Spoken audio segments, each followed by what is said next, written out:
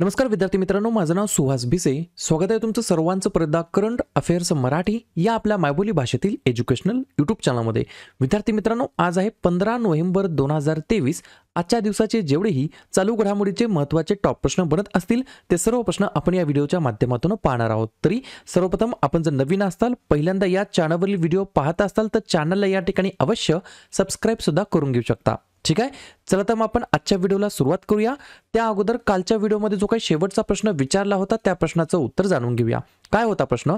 भारताचे नवीन मुख्य माहिती आयुक्त म्हणून कोणाची नियुक्ती करण्यात आलेली आहे? तर बऱ्याच विद्यार्थी मित्रांनी अगदी योग्य उत्तर टाईप करून सांगितलं आहे. पर्याय क्रमांक बी, हीरालाल समरिया असं त्यांचं नाव आहे. काय नाव आहे? हीरालाल समरिया असं त्यांचं नाव आहे. त्यांना या ठिकाणी भारताचे नवीन मुख्य माहिती आयुक्त म्हणून त्यांची नियुक्ती करण्यात आलेली आहे. ठीक आहे, अजून एक काल या ठिकाणी करेक्शन करून घ्यायचं आहे. थोडंसं मला सुद्धा लक्षात नाही आलेलं आहे.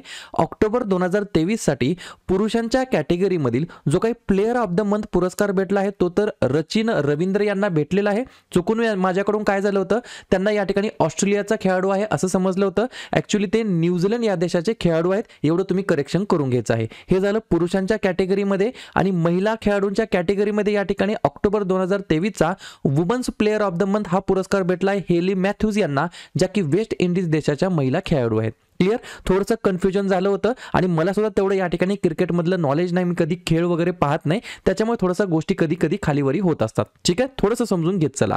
ठीक आहे, आता पाहूया विद्यार्थी मित्रांनो प्रश्न क्रमांक पहिला. टोटल संपूर्ण व्हिडिओमध्ये 12 प्रश्न असतील. सुरुवातीपासून शेवटपर्यंत व्हिडिओ काळजीपूर्वक पहा. एक एक प्रश्न महत्त्वाचा आहे, तुम्ही कुठल्या एक्झामची तयारी करा.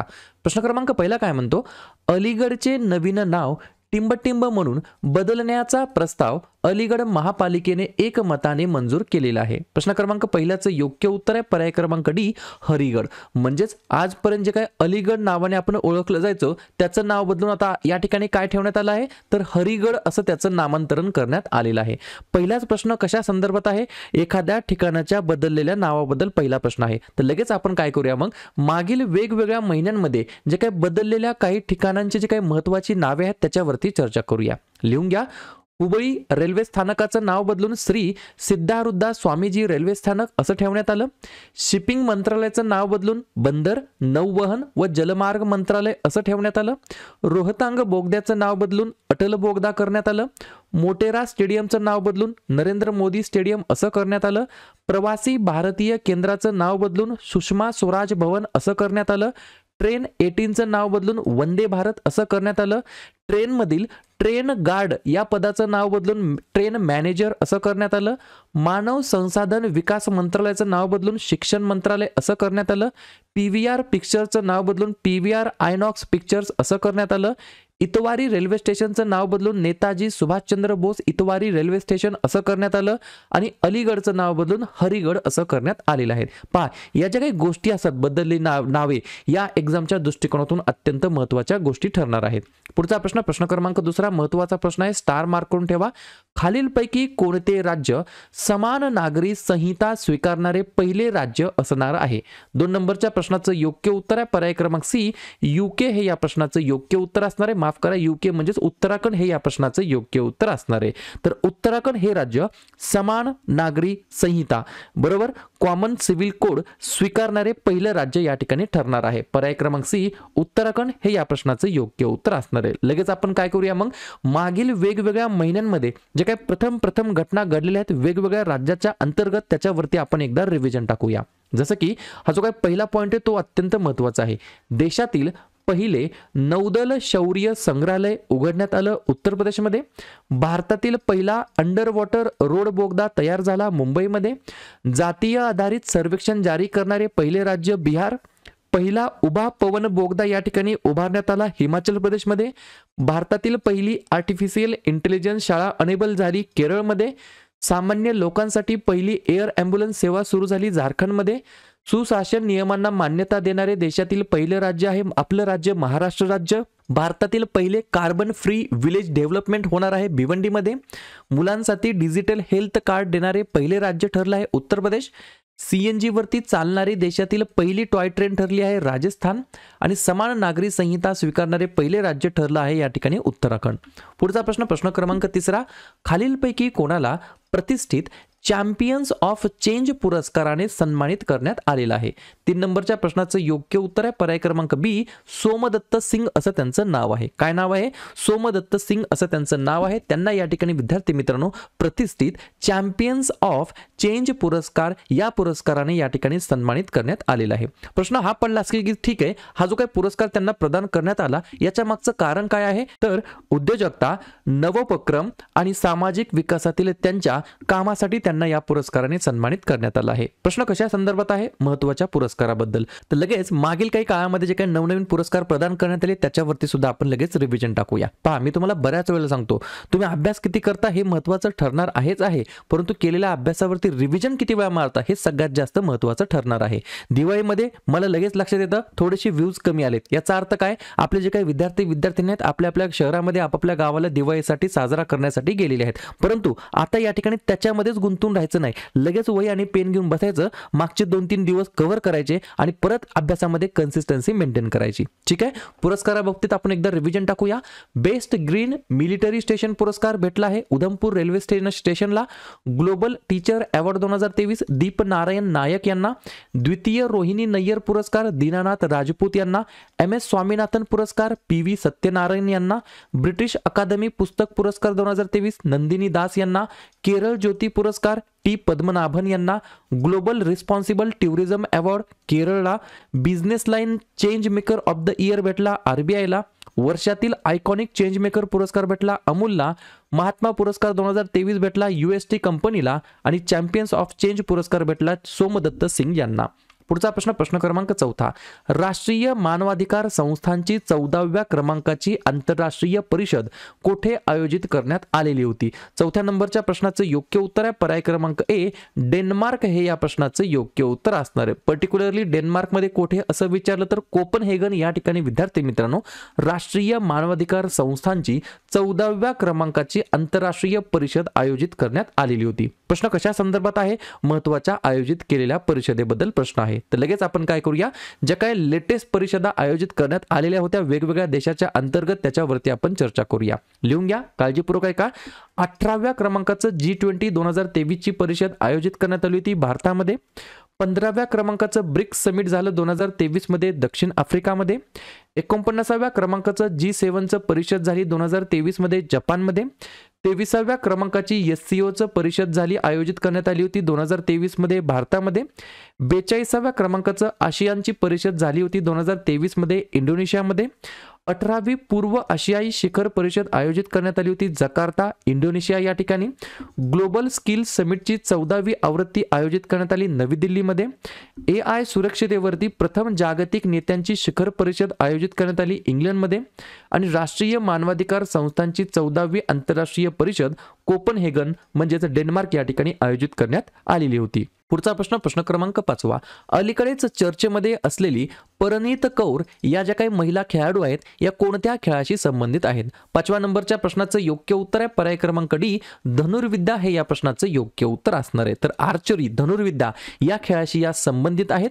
परनीत कौर असं त्यांचं नाव आहे. 2023 जे काही जागतिक तिरंदाजी स्पर्धा आयोजित करण्यात आली होती बर्लिन जर्मनी या ठिकाणी, त्या स्पर्धेच्या अंतर्गत गोल्ड मेडल त्यांनी पटकावलेलं आहे. परनीत कौर असं त्या महिला खेळाडूचं नाव आहे. ठीक आहे, कोणत्या स्पर्धेबद्दल या ठिकाणी बोलण्यात आलं? 2023 मध्ये झालेली जागतिक तिरंदाजी स्पर्धा कोठे आयोजित करण्यात आली होती? तर बर्लिन जर्मनी या ठिकाणी. त्याच्यामध्ये अव्वल देश कोणता आला आहे रँकिंग मध्ये? तर 1 नंबरला आहे साऊथ कोरिया. टोटल 11 पदके जिंकलेत, त्याच्यापैकी 6 सुवर्ण आहेत, 2 रौप्य आहेत आणि 3 कांस्य आहेत. त्याच्यानंतर 2 नंबरला आहे आपला प्यारा भारत देश. भारताने टोटल 7 पदके जिंकले, त्याच्यामध्ये 3 सुवर्ण आहेत, 1 रौप्य आहे आणि 3 कांस्य आहेत. आणि 3 नंबरला देश आहे कझाकिस्तान. कोणत्या खेळाबद्दल आपण बोलण्यात आलं? जागतिक तिरंदाजी स्पर्धा. केव्हा सुरू झाली? तर पहिलं संस्करण झालं 1980 मध्ये कोलकाता भारतामध्ये आयोजित करण्यात आलं. त्याच्यानंतर दुसरं संस्करण झालं 1981 मध्ये सिंगापूरमध्ये. लेटेस्ट संस्करण झालं 2023 मध्ये 23व्या क्रमांकाचं होतं बँकॉक थायलंड या ठिकाणी आयोजित करण्यात आलं होतं. याच्या अगोदरचं 22वं संस्करण 2021 मध्ये आयोजित करण्यात आलं होतं ढाका बांगलादेश या ठिकाणी. प्रत्येक गोष्ट मी जेवढीही सांगतो, जेवढी ही गोष्ट मी परत परत बोलतो त्या व्यवस्थितपणे तुम्हाला लक्षात राहाव्यात, मी म्हणून ती रिपीट बोलत असतो आणि तुम्ही लिहून घ्यावं याच्यासाठी सुद्धा मी रिपीट बोलत असतो. क्लिअर? पुढचा प्रश्न, प्रश्न क्रमांक 6. खालीलपैकी कोणत्या व्यक्तीला पूर्वेकडील ताफ्याचे कमांडर म्हणून नियुक्त करण्यात आलेलं आहे? 6व्या नंबरच्या प्रश्नाचं योग्य उत्तर आहे पर्याय क्रमांक C, rear admiral Rajesh Dhankhar असं त्यांचं नाव आहे. सोबत सोबत अजून एक गोष्ट तुम्ही लिहून घ्या. दोन गोष्टी कन्फ्युजन झाल्या होत्या मागच्या 2-3 दिवसामध्ये. केंद्रीय अन्वेषण ब्युरोचे सहसंचालक बनलेत प्रवीण मधुकर पवार आणि भारताचे नवीन मुख्य माहिती आयुक्त बनलेत हिरालाल समरिया. याच्यामध्ये या ठिकाणी काय झालं होतं? कन्फ्युजन झालं होतं. ठीक आहे, दोन्ही तिन्ही गोष्टी लक्षात आल्या. प्रश्न कशा संदर्भात आहे? महत्त्वाच्या नियुक्त्याबद्दल. पाहूया पुढचा प्रश्न, प्रश्न क्रमांक 7वा. पंतप्रधान कुसुम योजनेअंतर्गत कोणते राज्य अव्वल स्थानी आलेले आहे? पहिल्यांदा मी तुम्हाला काहीतरी गोष्ट विचारतो. ही जी काही योजना आहे पंतप्रधान कुसुम योजना, ही योजना केव्हा सुरू झाली आणि या योजनेचा मागचा उद्देश काय आहे? या दोन गोष्टीचे उत्तर मला तुम्ही कमेंट बॉक्समध्ये द्यायचे आहेत. तो पण या प्रश्नाचं उत्तर पाहूया. पर्याय क्रमांक बी, महाराष्ट्र हे या प्रश्नाचं योग्य उत्तर असणार आहे. राज्यनिहाय कुसुम योजनेची सध्याची वर्तमानमधील जर आपण परिस्थिती पाहिली तर 1 नंबरला आहे महाराष्ट्र राज्य. जवळपास 2.25 लाख एकूण मंजूर पंप झाले आहेत. त्याच्यापैकी 71,958 बसवलेले या ठिकाणी सौर पंप आहेत. 2 नंबरला आहे हरियाणा राज्य, 3 नंबरला आहे राजस्थान राज्य आणि 4 नंबरला आहे उत्तर प्रदेश राज्य. ठीक आहे, तर उत्तर काय असणार आहे? पर्याय क्रमांक बी, महाराष्ट्र राज्य. लगेच आपण आपल्या राज्याबद्दल माहिती घेऊया. स्थापना झाली आपल्या राज्याची 1 मे 1960 ला.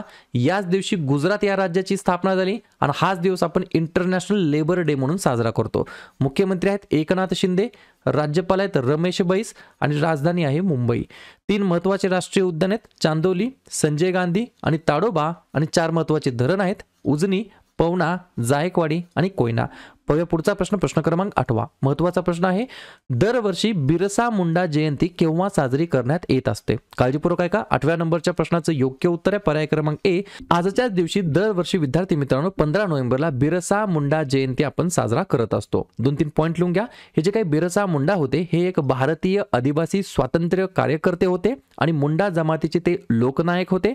त्यांचा जन्म 15 नोव्हेंबर 1875 ला झाला आणि त्यांचं निधन 9 जून 1900 ला या ठिकाणी झालेला आहे. बिरसा मुंडा यांची जयंती जनजाती गौरव दिवस म्हणून देखील साजरा करण्यात येत असतो. ठीक आहे, प्रश्न कशा संदर्भात आहे? महत्त्वाच्या दिवसाबद्दल. नोव्हेंबर महिन्यातील जे काही महत्त्वाचे दिवस आहेत त्याच्यावरती आपण चर्चा करूया. काळजीपूर्वक लक्ष देऊन ऐका. 1 नोव्हेंबरला आपण साजरा करतो जागतिक शाकाहारी दिवस. 5 नोव्हेंबर जागतिक सुनामी जागरूकता दिवस. 7 नोव्हेंबर राष्ट्रीय कर्करोग जागरूकता दिवस आणि महाराष्ट्रामध्ये विद्यार्थी दिवस. सोबत 7 नोव्हेंबर CV रमन यांचा जन्मदिवस सुद्धा असतो. 8 नोव्हेंबर जागतिक रेडिओग्राफी दिवस. 9 नोव्हेंबर जागतिक सेवा दिवस. 10 नोव्हेंबर शांतता आणि विकासासाठी जागतिक विज्ञान दिवस. 11 नोव्हेंबर राष्ट्रीय शिक्षण दिवस आणि युद्धविराम दिवस. 12 नोव्हेंबर जागतिक निमोनिया दिवस. 13 नोव्हेंबर जागतिक दयाळूपणा दिवस. 14 नोव्हेंबर जवाहरलाल नेहरू यांचा जन्मदिवस भारतामध्ये बाल दिवस म्हणून साजरा करतात आणि जागतिक मधुमेह दिवस सुद्धा असतो 14 नोव्हेंबरला. त्यानंतर 15 नोव्हेंबर बिरसा मुंडा जयंती. 16 नोव्हेंबर आंतरराष्ट्रीय सहिष्णुता दिवस. 17 नोव्हेंबर आंतरराष्ट्रीय विद्यार्थी दिवस. 19 नोव्हेंबर जागतिक शौचालय दिवस आणि आंतरराष्ट्रीय पुरुष दिवस. 20 नोव्हेंबर सार्वत्रिक बाल दिवस. 21 नोव्हेंबर जागतिक दूरदर्शन दिवस. 25 नोव्हेंबर महिलांवरील हिंसाचार निर्मूलनासाठी आंतरराष्ट्रीय दिवस.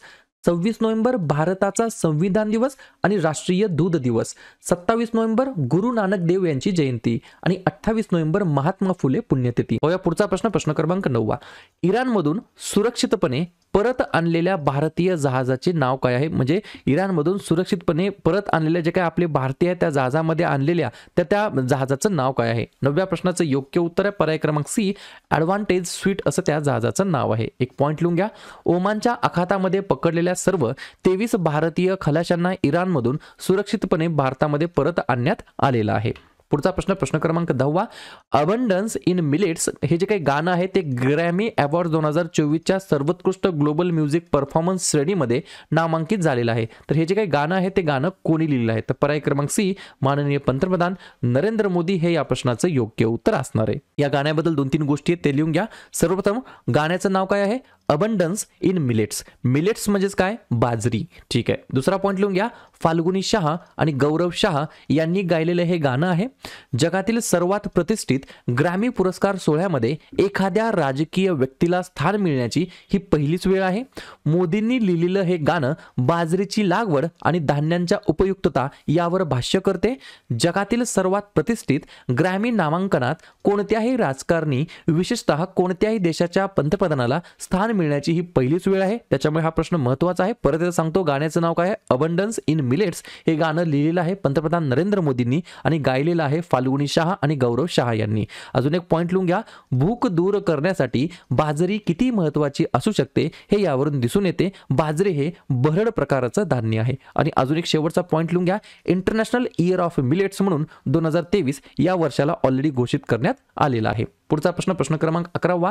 पहिलीच इंडस एक्स गुंतवणूकदारांची बैठक कोणत्या ठिकाणी संपन्न झालेली आहे? तर पर्याय क्रमांक बी, नवी दिल्ली हे या प्रश्नाचं योग्य उत्तर असणार आहे. हे तर आपल्याला लक्षात आलं की बाबा नवी दिल्ली या ठिकाणी पहिलीच इंडस एक्स गुंतवणूकदारांची बैठक संपन्न झाली. परंतु याच्या मागचा उद्देश काय होता? तर लिहून घ्या.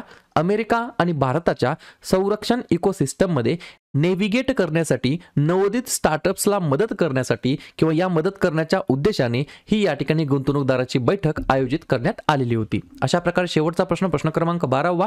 भारतीय बोटॅनिकल सर्वे ऑफ इंडियाने एपिफायटिक वनस्पती लायसी ओटोनसची नवीन प्रजाती कोणत्या राज्यामध्ये शोधलेली आहे? तर पर्याय क्रमांक ए फॉर अरुणाचल प्रदेश हे या प्रश्नाचं योग्य उत्तर असणार आहे. क्लिअर? तर अशा प्रकारे विद्यार्थी मित्रांनो हे होते आजचे 12 प्रश्न. उपक्रम कंटेंट हा जो काही प्रयत्न आम्ही सुरू केला आहे मराठी भाषेमध्ये, मराठी विद्यार्थ्यांसाठी कसा वाटतो नक्कीच कमेंट करत चला. आणि या ठिकाणी तुमच्यासाठीचा आजचा खास प्रश्न, जागतिक निमोनिया दिवस केव्हा साजरा करण्यात येत असतो? 10 नोव्हेंबर, 12 नोव्हेंबर, 14 नोव्हेंबर की 16 नोव्हेंबर? तर ज्या पण विद्यार्थ्यांनी या प्रश्नाचं योग्य उत्तर येत असेल त्या प्रश्नाचं उत्तर तुम्ही कमेंट बॉक्समध्ये बिंदासपणे टाईप करून सांगा. या प्रश्नाचं उत्तर चुकू द्या, बरोबर येऊ द्या, काहीच हरकत नाही, परंतु ट्राय करणं, प्रयत्न करणं हे सर्वात जास्त महत्त्वाचं आहे. आणि दुसऱ्या दिवशी येऊन आपण दिलेल्या प्रश्नाचं उत्तर हे बरोबर आलं की चुकलं हे दुसऱ्या दिवशी येऊन चेक करणं, तपासणं हे देखील तितकंच जास्ती महत्त्वाचं सुद्धा आहे.